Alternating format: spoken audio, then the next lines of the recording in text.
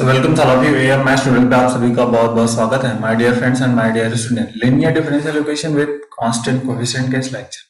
आज का हमारा टॉपिक है Legendre homogeneous linear differential equation से कुछ रिलेटेड क्वेश्चंस को कर रहे हैं। इंपॉर्टेंट क्वेश्चन है, बहुत सारे स्टूडेंट में डिमांड भी किया था इस तरह के क्वेश्चंस को और बताना है हमें। इससे पहले लेक्चर में हमने इसके Legender homogeneous linear differential equation के बेसिक फंडामेंटल कंसेप्ट पे बात कर लिया था।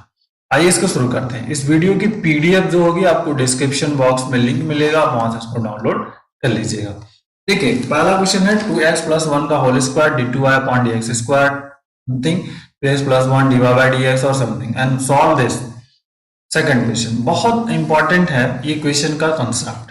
तो सबसे पहले हम रूल्स को समझे कि एक्चुअल में हमारे रूल्स क्या होते हैं।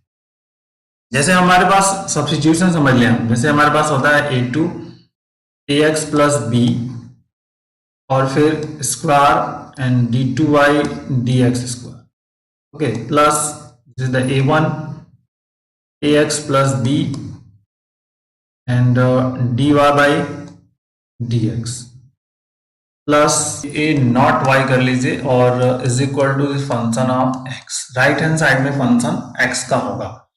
तो अब इसमें हम क्या पुटअप करते हैं समझना है आपको। पुटिंग तो हम ax + b को e के पावर ऑफ z के इक्वल पुटअप करते हैं। ध्यान रखिएगा, तो z यहाँ पे z इक्वल टू क्या हो जाएगा आपका log ax + b। ये पहला पॉइंट हो गया। दूसरा पॉइंट होता है ax + b whole square and d2y/dx square is equal to हम पुटअप करते हैं a square d1 and d1 - 1 into y। what is the d1? d1 is equal to है d/dz। ठीक है, ax + b and here this is dy/dx is equal to आप put up करते हैं a d1 y। तो a d1 y ये substitution हो गया स्टूडेंट। इतना सारा ये पॉइंट आउट करना है। अगर सेकंड ऑर्डर है क्यूब होगा तो अनदर, बट यहाँ पे अगर सेकंड ऑर्डर है ये वैल्यूज हम सब्स्टिट्यूट करते हैं। ये तो आपके रूल्स हो गए यहाँ से लेकर के ये जो फार्मूले बेसिक हो गए। अब हमको इसमें वर्कआउट करना है। इस वाले क्वेश्चन में अब हम क्या सब्स्टिट्यूट करेंगे समझो। तो ये जो 2x + 1 है ना, इसको हम क्या करेंगे, आपको e के पावर ऑफ z मानेंगे। Let x + 1 is equal to e power of z, imply that z is equal to क्या होगा आपका log 2x + 1। ओके, नेक्स्ट अब स्क्वायर वाला term 2x + 1 whole square and d2y/dx square. क्या value है, a square put up करना है d1। तो a स्क्वायर मतलब यहाँ पे 2 का स्क्वायर हो जाएगा d1 and d1 - 1 into y। तो हो गया आपका 4 d1 and d1 - 1 into x + 1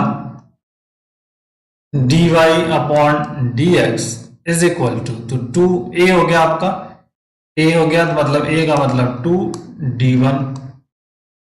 अब चूंकि राइट हैंड साइड में x भी इंक्लूड है तो यहां से हम x की वैल्यू को निकाल लेंगे।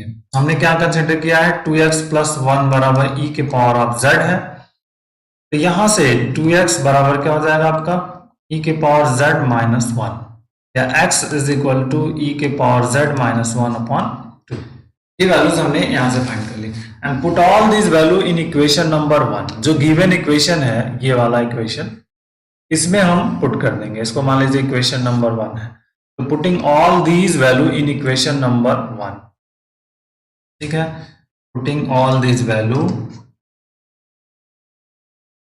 Putting all these value in equation 1 में हमको पुटअप कर देना है। तो 1 इक्वेशन जो हमारे पास है उसको यहाँ पे हम पहले लिख लेते हैं, तो आसानी से कर पाएंगे। 2x + 1 y" और फिर इक्वेशन है -2 2x + 1 y' and -12y is equal to 6x। अब इसमें आपको सब्स्टिट्यूट करना है। y" मतलब सेकंड ऑर्डर। तो देखिए सेकंड ऑर्डर यहाँ पे स्टूडेंट है, इसके जगह पे हमें क्या पुटअप करना है, ये मतलब आपको पुटअप करना है 4d1 and d1 minus 1 into y minus 2, और ऑलरेडी यहाँ पर ये वो पुटअप करना है इस वाले प्लेस पर, तो 2d1 y minus 12y is equal to 6।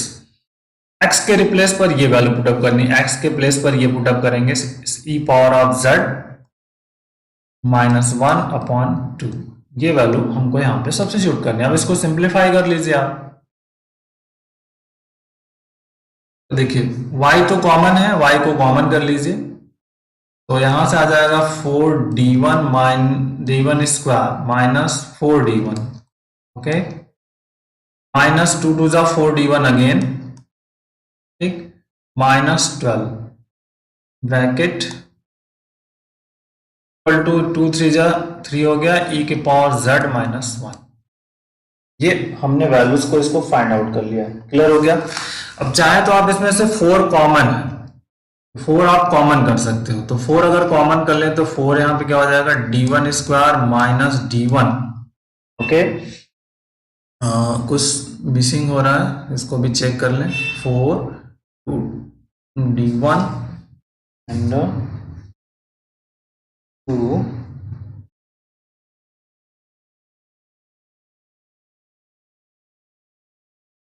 4d1, तो देखिए यहाँ पे d1 स्क्वायर हो गया 4d1 और 4d1 है, तो d1 d1 मिलके यहाँ पे 2d1 हो जाएगा, और यहाँ पर माइनस आपका 3 आ जाएगा, ठीक है, 4 3 12 and here y is equal to 3 e power z minus 1। या यहाँ से आप लिख सकते हो d1 square minus 2d1 minus 3 y is equal to 3/4 e power z minus, okay, ये आपका इक्वेशन मान लीजिए 2 हो गया। अब हम इसके सॉल्यूशन की बात करने हैं, which is the linear differential equation with constant coefficient, which is linear differential equation with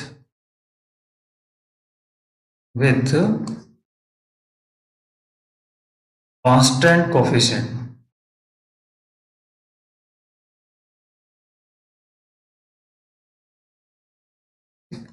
तो सबसे पहले हम क्या फाइंड करेंगे, ऑक्सिलरी इक्वेशंस। ऑक्सिलरी इक्वेशंस हमको फाइंड करना है ए, तो जो ये लेफ्ट हैंड साइड में होगा इक्वल टू 0, मतलब यहाँ पे हम लिखते हैं 5d1 इज इक्वल टू 0, तो 5d1 हो गया आपका d1 square minus 2d1 minus 3 equal to 0। अब इसका फैक्टर करना है आपको, सिंपल सी बात है कि फैक्टर आपको फाइंड आउट करना है।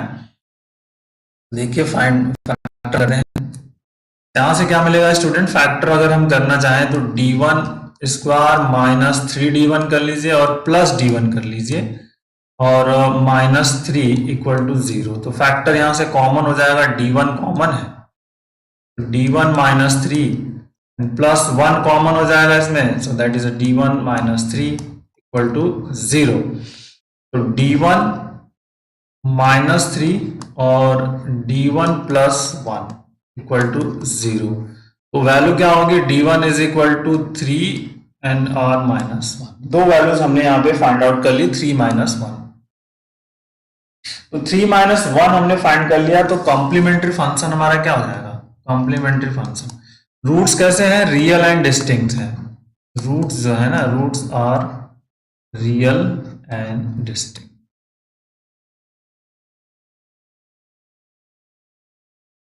तो रूट्स रियल एंड डिस्टिंक्ट है, तो अब यहां पर क्या हो जाएगा, c1 e के पावर m1 z और प्लस c2 e के पावर m2 z होगा। z लिखेंगे क्योंकि d1 is equal to d by dz है, यहाँ पे इंडिपेंडेंट वेरिएबल हमारा z है। तो अब m1 और m2 जो भी वैल्यू आपको यहाँ पे रख देनी है, सिंपल सी बात है। तो कॉम्प्लीमेंट्री फंक्शन जो हमारे पास मिलेगा c1 e के पावर m1, अगर हम 3 लेते हैं तो 3z हो जाएगा, प्लस c2 e के पावर m लेते हैं, माइनस लेते हैं, तो यहाँ पे माइनस z आ जाएगा। क्वेश्चन नंबर इसको 3 कर लीजिए, ठीक। अब पर्टिकुलर इंटीग्रल की बात करेंगे जो पी आई है, तो पर्टिकुलर इंटीग्रल जो राइट हैंड साइड वाला पोर्शन है उसकी बात होगी यहाँ पर, particular integrals P I is equal to, तो जो हमें देखिए फाइंड आउट क्या हुआ है स्टूडेंट, ये समझो आप, यहाँ पर ये वाला जो पोर्शन है ये, और ये राइट हैंड साइड में है, तो d1 माइनस 2d1 आपके पास अवेलेबल है, तो इस पर वर्क करेंगे।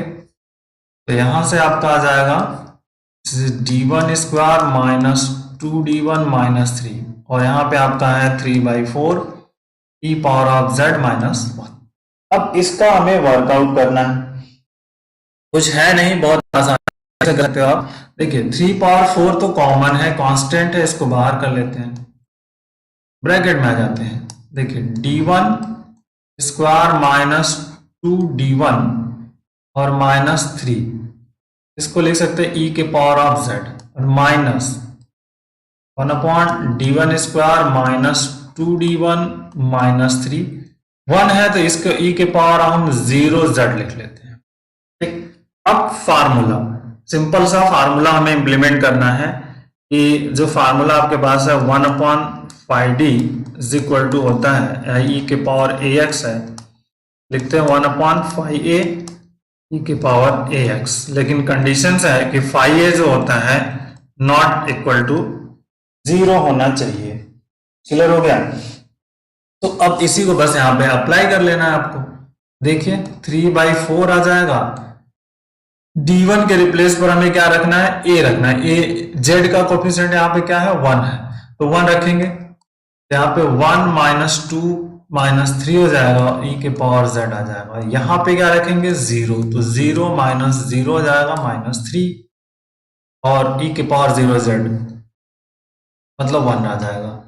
तो सिंपल सा स्टूडेंट क्या आ गया, 3/4, और यहाँ पर देखिए क्या मिलेगा, e के पावर z, और 3 माइनस 4 आ गया, e के पावर z अपॉन -4, और माइनस माइनस प्लस 1/3, ये वैल्यूज मिल गई 1/3। अब इसको आप चाहो तो इंप्लीमेंट कर सकते हो, मल्टीप्लाई कर सकते हैं, तो 3/16 आ जाएगा, माइनस 3/16 e पावर z, और प्लस इस वाले का अंदर मल्टीपल कर देंगे आप, ये जो पोर्शन है, तो 3 कैंसिल हो जाएगा, 1/4 आ जाएगा। तो ये तो पर्टिकुलर इंटीग्रल निकल गया। तो पर्टिकुलर इंटीग्रल निकल गया, तो अब जनरल सॉल्यूशन जो हमारे पास होगा, जो वर्कआउट करेंगे आप, जनरल सॉल्यूशन, तो general solution y is equal to हमारा होता है CF plus PI, particular integrals. तो CF प्लस PI हमारे पास है y, कॉम्प्लीमेंट्री फंक्शन हमने लिखाना C1 e के power 3z plus C2 e के power -z। Another particular integrals हमारे पास फाइंड आउट हो गए, यहाँ पे माइनस है तो 3/16 e के power of z and plus 1/4। लेकिन यहाँ पे क्वेश्चन अभी सॉल्व नहीं हुआ है। z की वैल्यू हमको पता है क्या है, हमने जो कंसिडर किया हुआ है ना, 2x प्लस 1 बराबर e के पावर ऑफ z है, ये ध्यान रखना आपको, दैट इज द इंपॉर्टेंट। इसको यहाँ पे चेंज करना होगा आप, तभी जाकर के कर पाओगे आप। तो y is equal to C1 e के पावर z, इस पावर ऑफ q कर सकते हो आप, C2 e के पावर z पावर -1 कर सकते हैं, -3/16 e पावर z एडिटीज है, और 1/4। अब इसमें ये वैल्यूज को रख दीजिए आप, e पावर ऑफ z के रिप्लेस पे क्या रखना है, 2x प्लस 1, तो यहाँ पे हो जाएगा 2x प्लस 1 का होल क्यूब, तो 2x प्लस 1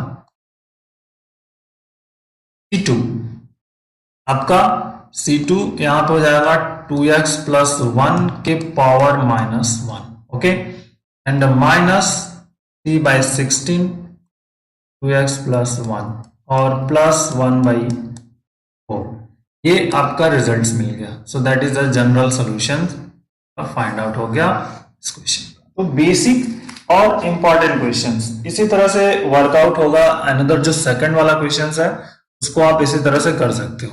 तो ट्राई कर सकते हैं आप एक होमवर्क की तरह उसको लेकर के, कि अगर हम प्रैक्टिस करें तो उसका सॉल्यूशंस क्या फाइंड आउट होगा। जो क्वेश्चन 2 है उसके बाद अगर हम करें तो हमारे पास क्या है, 3x plus 2 and so on. देख लेता हूं क्वेश्चन, 3x प्लस 2 का whole square, 3x plus 2 and 36 और समथिंग, ये क्वेश्चन हमारे पास। सेकेंड वाला question 3x plus 2 whole square y double dash and plus